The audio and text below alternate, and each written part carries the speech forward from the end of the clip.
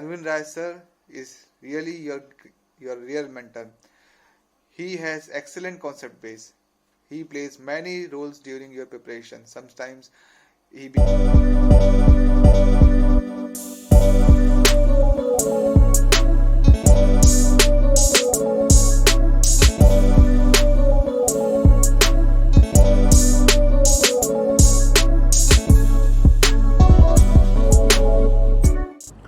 चलिए, in the last class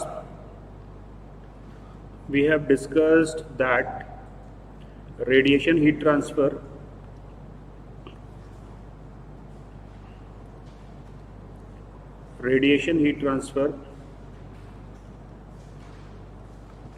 between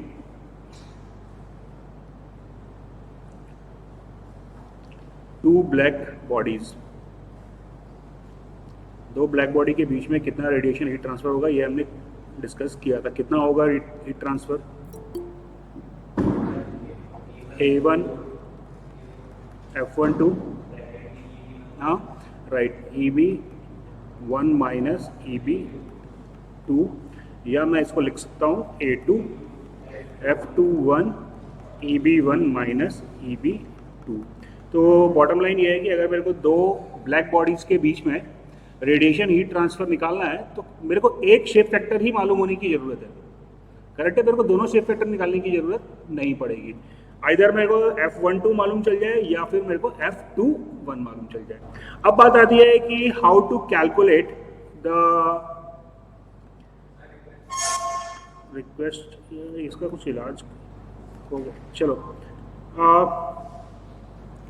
अब बात आती है कि ये शेप फैक्टर हम कैलकुलेट कैसे करेंगे. तो पहला तरीका है जो कि गेट में आप यूज करेंगे, that is based on observation.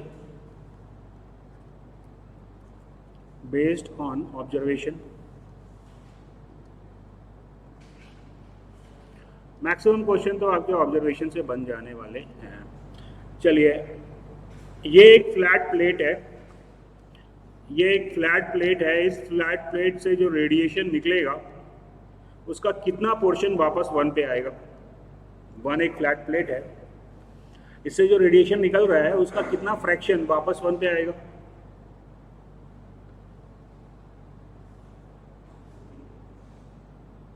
Flat plate से जो रेडिएशन निकल रहा है उसका कितना परसेंट वापस वन पे आएगा? कुछ नहीं आएगा. तो यहाँ मेरे को मालूम चल गया कि वन से निकल के वन पे आने वाला रेडिएशन जीरो होगा. करेक्ट है? अगर कोई फ्लैट सरफेस है तो उससे निकल के उस पर कोई रेडिएशन नहीं आएगा. क्लियर हुआ ये पॉइंट? चलिए, सिमिलरली अगर मेरे पास में कोई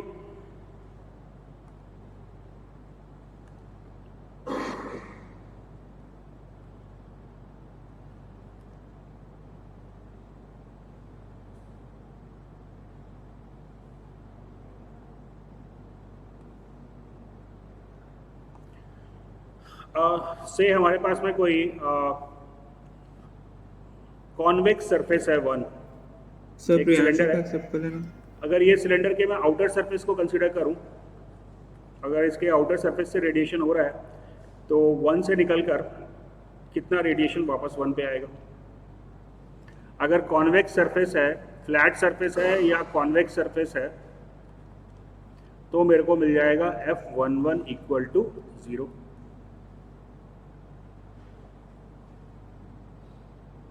सर प्रियांशु का एक्सेप्ट कर लेना. तो एक मिनट, नहीं आया, उसको फिर से भेजने बोल. फिर से आ गया. चलो, अब अगर कोई कॉन्वेक्स सरफेस है तो उससे निकल के वापस उस पर कोई रेडिएशन आने वाला नहीं है. ये क्लियर हो गया. अगर हम देखें कि एक कॉनकेव सरफेस है,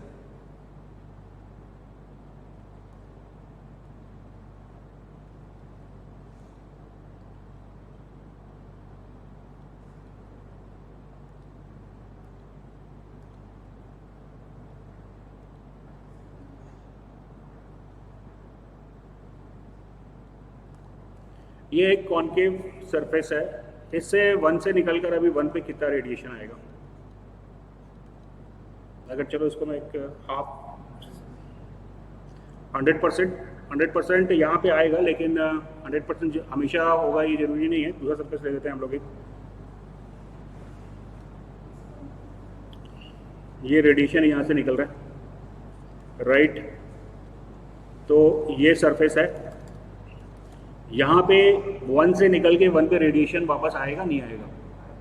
आएगा। तो यहाँ पे अगर कॉन्केव सरफेस है तो एक चीज़ वो क्लियर होनी चाहिए कि F11 is not equal to 0। F11 is not equal to 0। बच्चों क्लियर हुआ ये पॉइंट? कोई दिक्कत, कोई समस्या, कोई परेशानी? करेक्ट है। तो एक तो आपने क्या करना है, एक तो आपने ऑब्जर्वेशन यूज करना है, और सेकेंडली कि आपको यूज करना है रेसिप्रोकल थ्योरम। दूसरा आपको यूज करना है reciprocal theorem.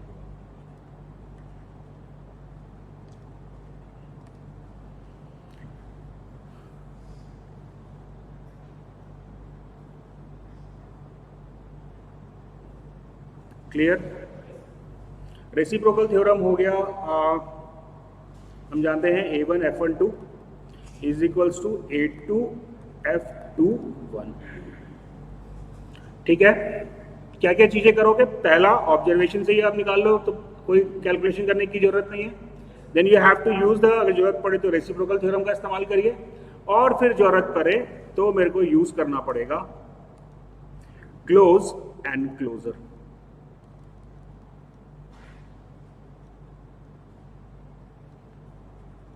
N body, close and closer,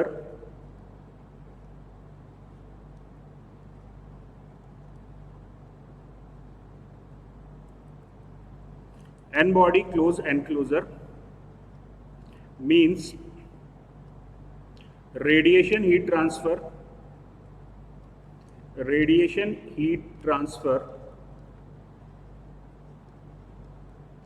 will take place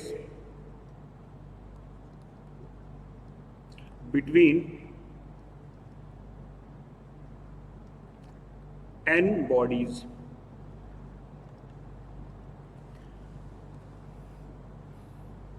बच्चों क्लोज एंड क्लोजर मतलब, जैसे एक एग्जांपल देता हूँ आपको। यहाँ पे ये एक प्लेट है, यहाँ पे मैं एक दूसरी प्लेट लगा दिया, प्लेट 1 और plate 2। Does it form the closed and closer?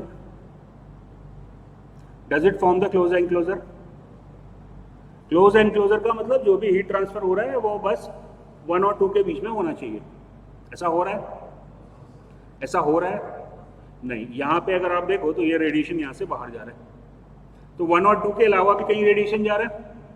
तो यहाँ पे क्वेश्चन सॉल्व करने के लिए मैं क्या करूंगा, मैं एक इमेजिनरी सरफेस कंसीडर कर लेता हूँ। करेक्ट है।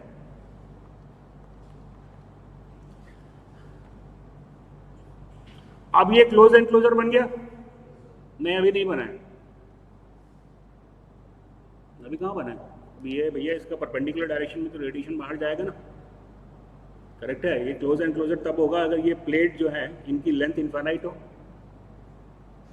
बात समझ में आ रही है? अगर ये 3 छोटी छोटी प्लेटें लगी हुई हैं तो इसके परपेंडिकुलर डायरेक्शन से भी तो रेडिएशन बाहर जाएगा। तो इसको अगर क्लोज एंड क्लोजर कराना है, अगर ये छोटी प्लेटें हैं तो एक प्लेट मेरे को इसके सामने वाले टॉप सरफेस पे और एक इसकी बॉटम यानी कि फ्रंट सरफेस और बैक सरफेस पे लगानी पड़ेगी। Am I correct? तो यहाँ पे मेरे को इस प्लेट के अलावा 2 प्लेट और यूज करनी पड़ेगी। लेकिन अगर मैं मान लूँ कि ये इनफाइनाइटली लॉन्ग है, तो फिर क्या होगा, इसके साइड एजेस से जो रेडिएशन हो रहा है उसको मैं निग्लेक्ट कर सकता हूँ। Then it will become a closed body enclosure. ठीक बच्चों? तो 3 चीजें अपने को ध्यान में रखनी है। First observation, second reciprocal theorem, और तीसरा क्लोज एंड क्लोजर। अब क्लोज एंड क्लोजर बन गया तो मेरे को क्या कहते हैं, फर्स्ट लॉ ऑफ थर्मोडायनामिक्स से रिलेशन मिल जाएगा, F11 plus F12 plus F13 equal to 1 होगा ना।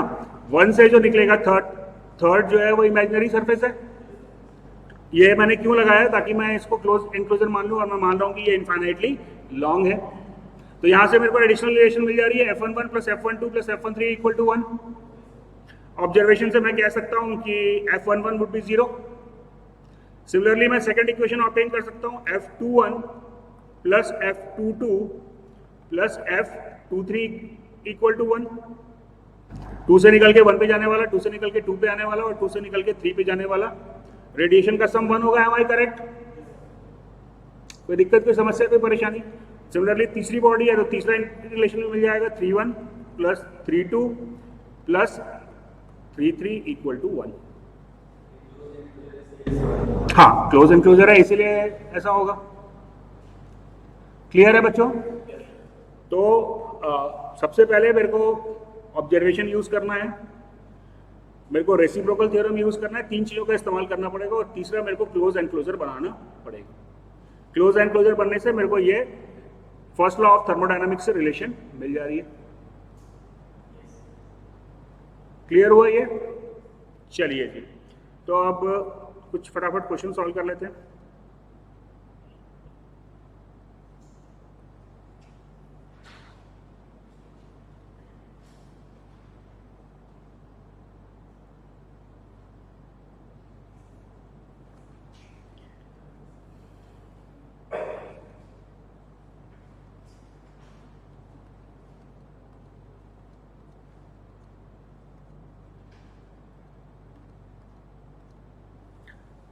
ये आउटर सरफेस जो है,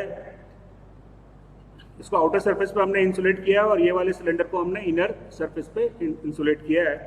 determine all the shape factors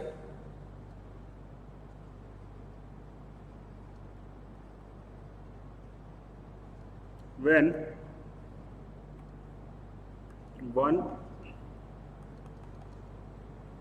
1 and 2 are concentric spheres. Second, 1 and 2 are infinitely long cylinders. पहले बोल रहा है कि 1 और 2 जो है वो कॉन्सेंट्रिक स्फीयर है, तो क्या ये क्लोज एनक्लोजर फॉर्म कर रहा है? क्या ये क्लोज एनक्लोजर फॉर्म कर रहा है? तो अभी यहाँ टोटल शेप फैक्टर कितने आएंगे? 4। क्या हो गया? F11 plus F12 equal to 1। बच्चों क्लियर है? My observation says that F11 is equals to F11। 1 से निकल के ये रेडिएशन जो हो रहा है इस डायरेक्शन में हो रहा है, इनर वाला सरफेस जो है वो उसका इंसुलेट है, तो F11 हो गया 0, F11 आ गया 0 और F12 आ गया इक्वल टू 1।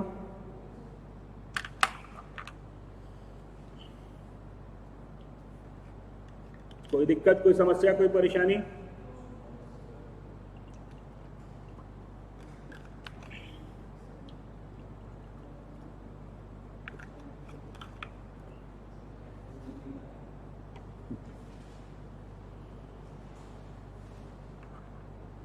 चलो दूसरा रिलेशन मेरे को मिल जाएगा F22 plus F21 equal to 1। F22 और F21 में say anything can I find out by the observation? F22 या F21 में से कोई भी मैं क्या ऑब्जर्वेशन से फाइंड आउट कर सकता हूं? नहीं कर सकता हूं। तो फिर अब दूसरा काम कर लेते हैं, रेसिप्रोकल थ्योरम लगा लेते हैं।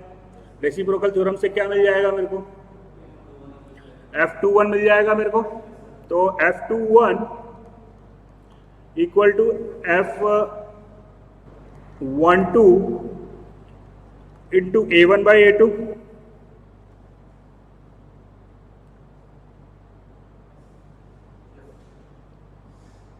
ठीक है बच्चों, तो रेसिप्रोकल थ्योरम से मेरे को F21 मिल गया, F21 मिल गया तो I can find out F22 is equals to 1 minus F12 जो है वो 1 आएगा, तो So that is 1 minus A1 by A2.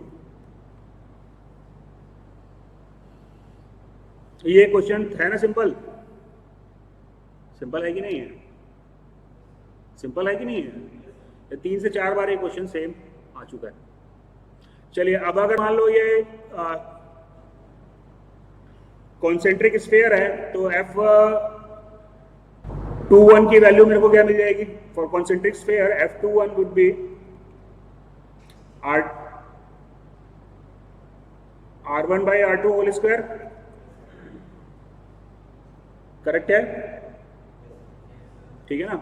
और F22 हो जाएगा 1 minus R1 by R2 whole square. Correct है? अगर ये दो कॉन्सेंट्रिक सिलेंडर हैं तो क्या ये क्लोज एनक्लोजर फॉर्म कर रहा है? नहीं कर रहा है.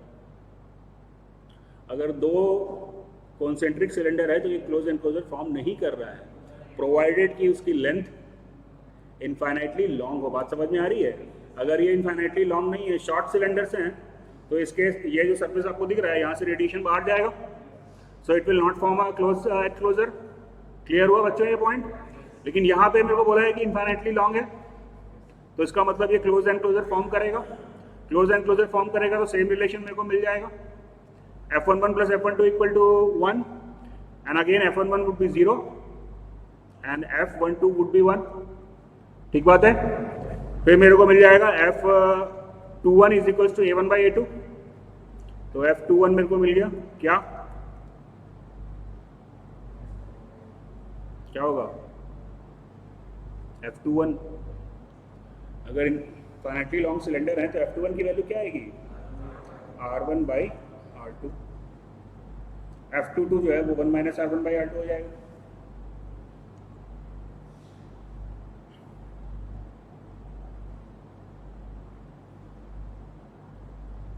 Is that clear?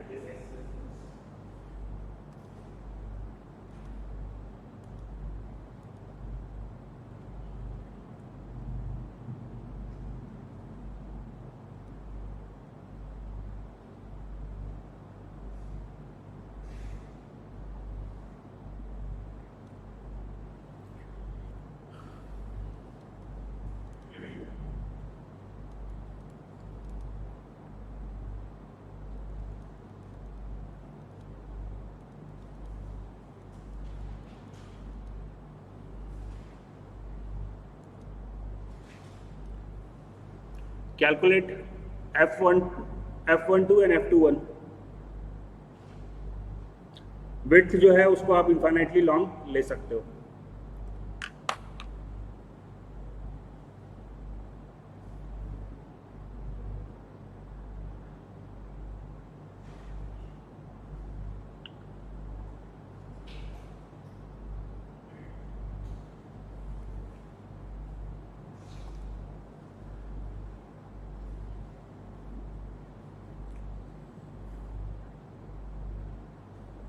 क्या करेंगे सबसे पहले अपन इसका विड्थ को मैं इनफाइनाइट मांग रहा हूँ, इसको मेरे को क्लोज एंड क्लोजर बनाना है. तो ये 1 मीटर है, ये √2 मीटर है, तो यहाँ पे मैं 1 मीटर की एक लाइन और खींच सकता हूँ. करेक्ट है? तो ये अपना राइट एंगल ट्रायंगल बन गया.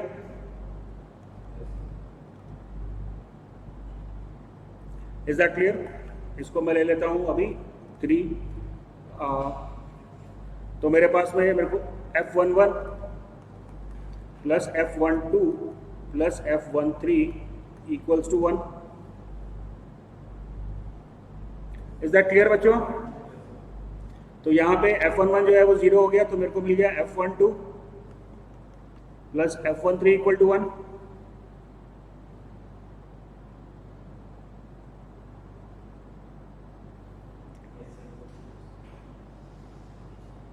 ठीक है? आगे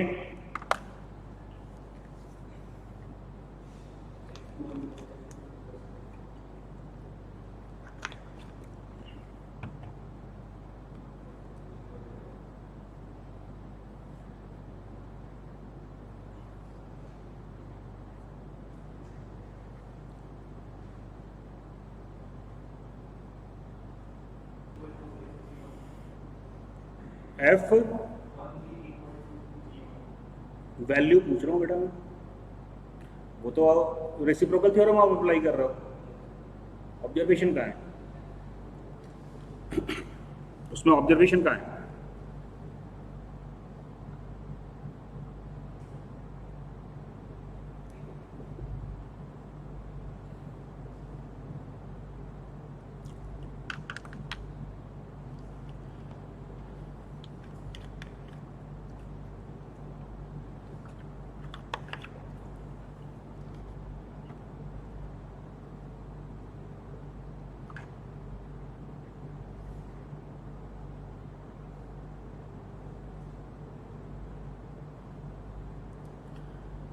पहले आपको सॉल्व करना है तो पहले आपको कुछ डेटा तो ऑब्जर्वेशन से निकालना पड़ेगा। तो क्या डेटा है जो आप ऑब्जर्वेशन से निकालोगे? अदरवाइज आप कैलकुलेशन करते रह जाओगे, question is not going to solve.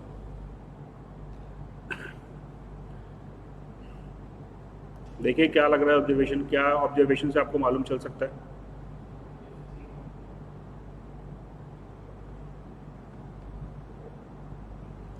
क्या निकाल सकते हो आप ऑब्जर्वेशन से? F 3 to 1 कैसे निकालोगे भैया? 3 to 1 वो तो बराबर मिला ना, वैल्यू कहाँ मालूम चली मेरे को? ये 1 है, ये 2 है, ये 3 है। किसी एक शेप फैक्टर की आपको न्यूमेरिक वैल्यू मालूम चलनी चाहिए, तभी तो आप सॉल्व कर पाओगे ना। तब तक किसी भी शेप फैक्टर की वैल्यू ही नहीं मालूम चलेगी तो कहाँ से आप सॉल्व करोगे?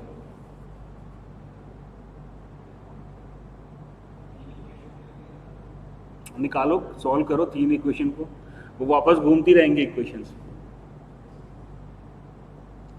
वो वापस घूमती रहेगी इक्वेशन। एक ऑब्जर्वेशन आपको अप्लाई करना पड़ेगा, then only you can solve the problem.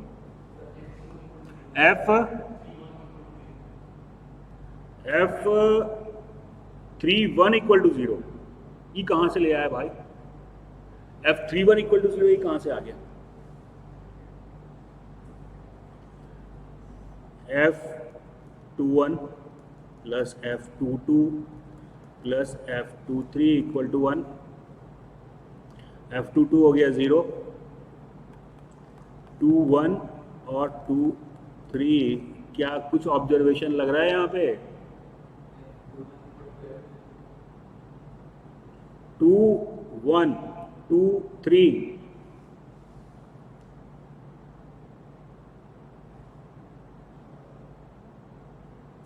ऐसे करोगे तो काम नहीं चलेगा भैया यहाँ।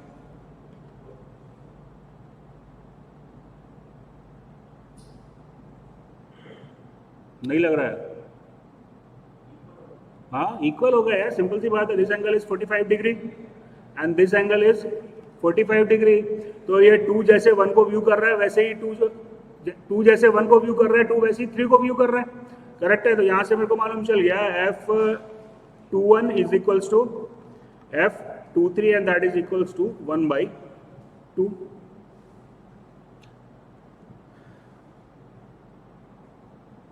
ठीक है बच्चों, चलिए अब निकालिए फटाफट, बाकी निकल जाएगा तुरंत, अब तो कोई दिमाग नहीं लगाना है। निकल, अब तो निकल जाएगा, अब तो कोई दिक्कत नहीं।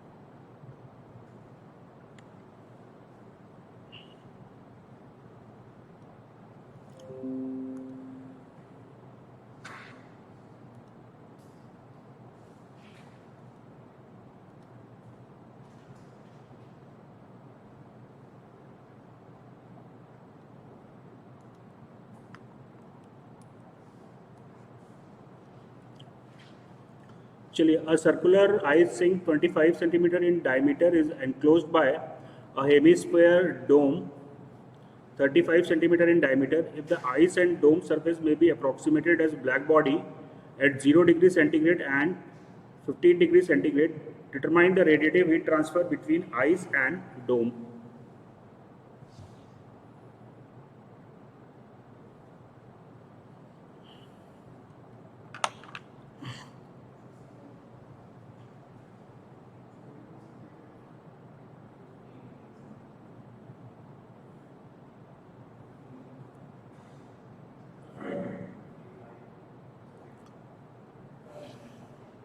एक की डायमीटर है 25, एक है 35.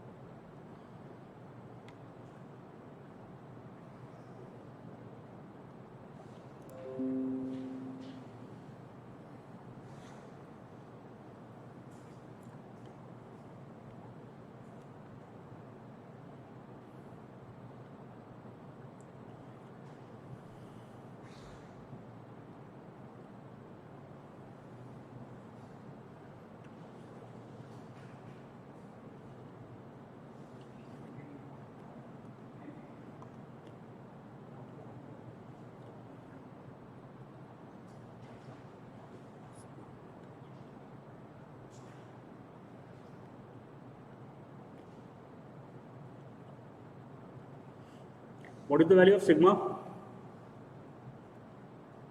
सिग्मा की वैल्यू क्या होती है? किसी को भी याद नहीं है? चलिए, खैर वैसे आप याद रखिए, अदरवाइज क्वेश्चन में तो दिया रहेगा. क्वेश्चन में सिग्मा का वैल्यू दिया, क्वेश्चन में डेटा रहता है उसमें दिया रहेगा, लेकिन याद रखिए इसको, है ना. 5.67 इंटू 10 to the power -8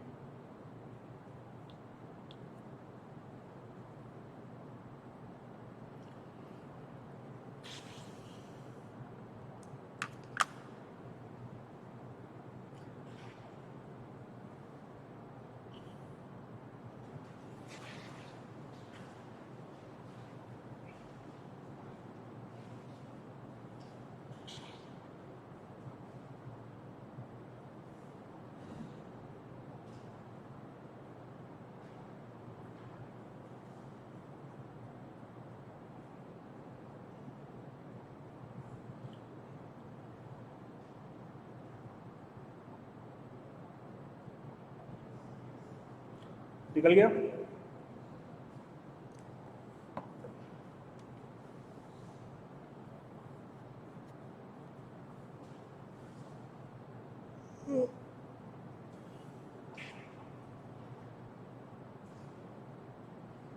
क्या कर रहा है? इतना टाइम क्यों लग रहा है?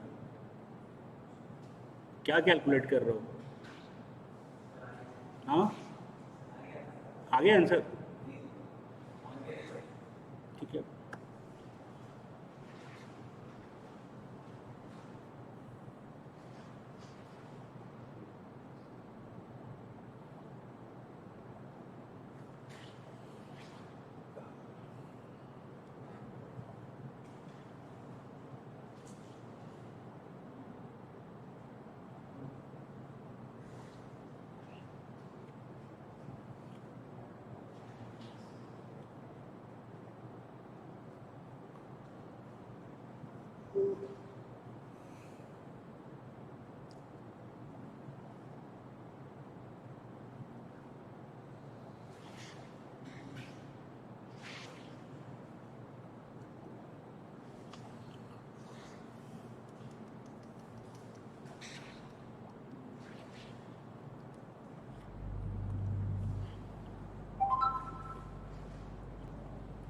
दिमाग लगाना है क्या इसमें? कोई भी 1 और 2 के बीच में हीट ट्रांसफर निकालना है, करेक्ट है? तो या तो F12 निकाल लो या F21 निकाल लो, करेक्ट है? इसको लिया है 2, इसको लिया है 1, क्या निकाल सकते हो? What is the value of F21? हो गया सवाल? ठीक है, तो अभी मेरे को क्या चाहिए? Q12 is equals to A1 F12 sigma T1 to the power अरे यार T1 to the power 4 minus T2 to the power 4। Correct है? A1 आपको F12 आपको मालूम चल गया है। सॉरी, इसको लिखूंगा मैं A2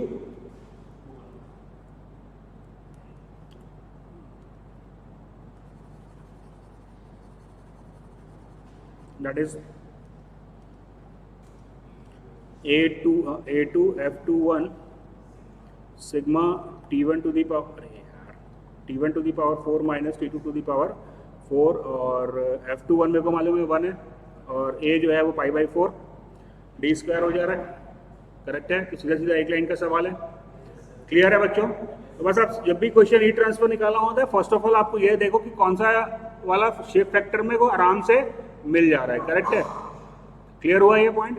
दो में से कोई एक शेप फैक्टर चाहिए जो आपको आसानी से मिल जाए। तो यहाँ पे मेरे को F21 1 आ रहा है। बच्चों क्लियर हो रहा है ये? Any doubt, any difficulty to anybody? चलिए जी,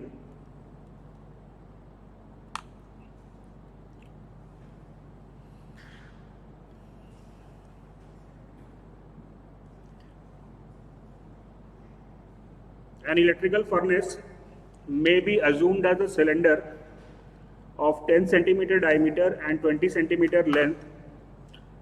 The side furnace of surface of furnace is maintained at 1800 Kelvin, bottom surface at 2000 Kelvin. So दो बार आ गया. Top surface is open to the atmosphere at 300 Kelvin. If the shape factor for bottom surface to the ambient is 0.06, determine the minimum power input required to maintain the surface at their respective temperatures. यहाँ पे बोल रहा है, क्या बोल रहा है? एक कैविटी है, उसको अपन एक सिलेंड्रिकल कैविटी एज्यूम कर सकते हैं। ठीक है? This surface is maintain at temperature of 1800. This is at 2000 Kelvin. Correct है? और क्या बोल रहा है? This is open to the atmosphere. तो इसको आप ओपन टू द एटमॉस्फेयर, ये देखिए ये सरफेस से जो हीट जाएगी वो एटमॉस्फेयर को जाएगी। तो यहाँ पे टोपी लगा दो, तो ये टोपी जो है this will be at the ambient temperature. Clear है? चलो सॉल्व करो फटाफट। बन गया बच्चों? क्या है आंसर?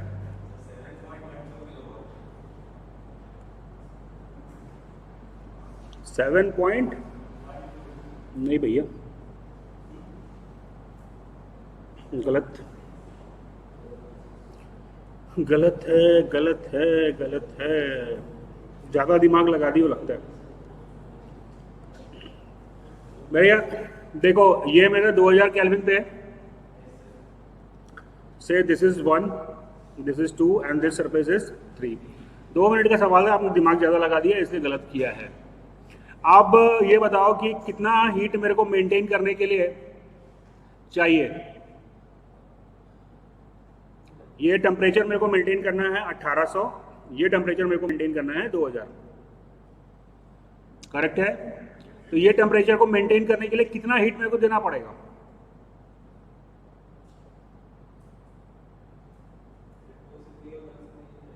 टू से 3 और 1 से 3। सही तो है? बहुत ज्यादा दिमाग लगा दिया होगा। चलो, जो हीट यहां से एम्बिएंट को जाएगा वही नुकसान हो रहा है, जो एम्बिएंट पे गया वही नुकसान हो रहा है। Is it clear? तो एम्बिएंट को कितना हीट जा रहा है? दैट इज Q23 और Q13।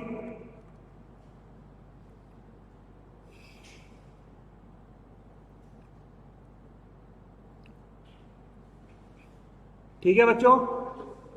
जितना हीट बाहर गया उतना मेरे को मेंटेन करना है, इतना मिनिमम हीट मेरे को देना पड़ेगा, या इतना मिनिमम इलेक्ट्रिकल पावर मेरे को सप्लाई करना पड़ेगा।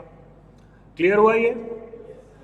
चलिए, now what is Q13 is equals to A1 F13 sigma T1 to the power 4 minus T3 to the power 4।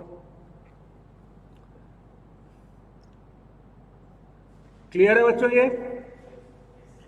चलिए, अब F13 मेरे को चाहिए, या F31, दोनों में से कोई भी एक मिल जाए तो काम चल जाएगा। If the shape factor for bottom surface to ambient, F13 मेरे को दिया हुआ है। क्लियर है बच्चों? तो F13 मेरे को दिया है 0.06।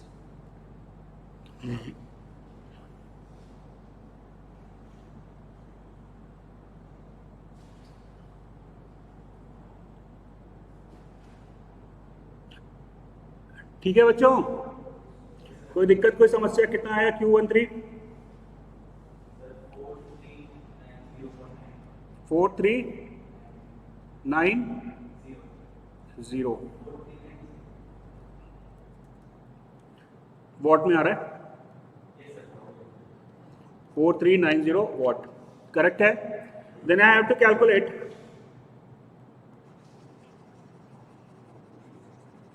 Q23 निकालना है, तो या तो मैं 427 आ रहा है।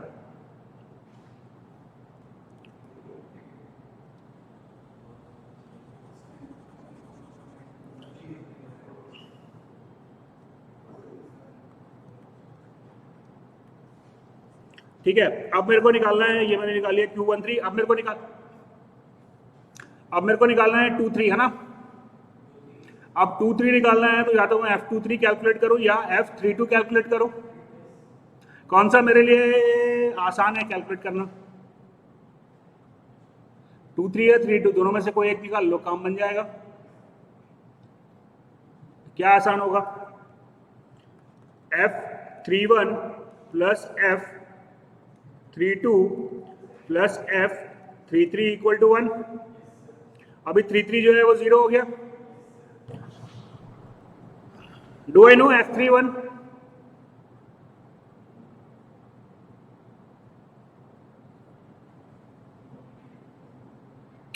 हाँ, मेरे को मालूम है यार, जितना 13 होगा उतना ही 31 होगा बाय ऑब्जर्वेशन। जितना 13 होगा उतना 31 होगा। बच्चों, बात समझ में आ रही है? तो मेरे को मिल गया F32, दैट इज 0.94, करेक्ट है। तो अभी अपन आसानी से निकाल सकते हैं Q32।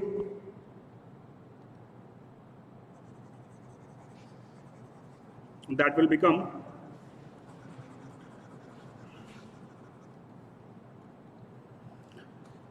A3 F32 sigma T2 to the power 4 minus T3 to the power 4।